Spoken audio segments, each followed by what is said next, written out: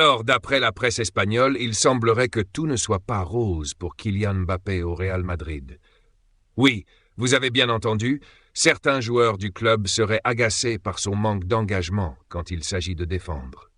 Pourtant, si on regarde les chiffres, ses débuts à Madrid sont assez corrects. Mbappé a déjà marqué 8 buts et offert 2 passes décisives en 14 matchs, toutes compétitions confondues. Pas mal, non? Mais il y a un mais. Sur le terrain, ça ne semble pas coller parfaitement.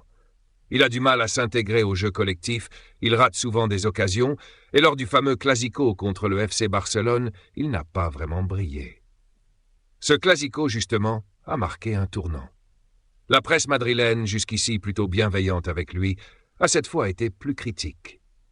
Plusieurs médias, dont le fameux journal Relevo, disant même qu'une certaine irritation commence à monter autour de l'international français.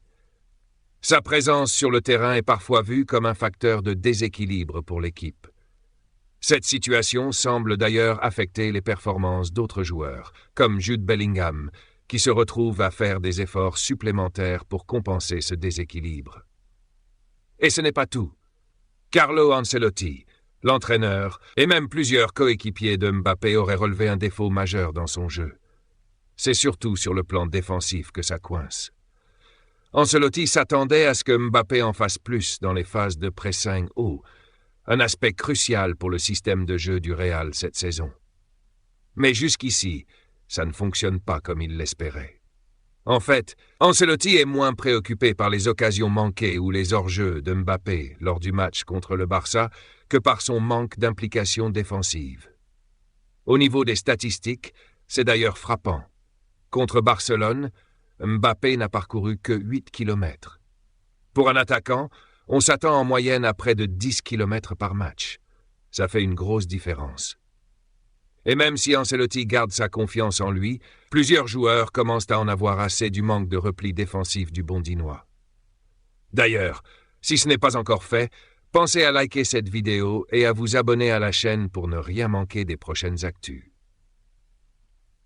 Pour certains, Mbappé semble attendre que le ballon dépasse sa ligne de pressing pour se reposer, marcher et se placer tranquillement en attendant la prochaine offensive.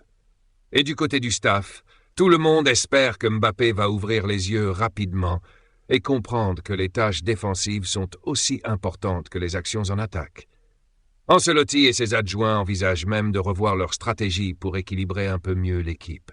On parle notamment de permuter Vinicius Junior et Mbappé quand ils n'ont pas le ballon, histoire de répartir un peu mieux les efforts défensifs.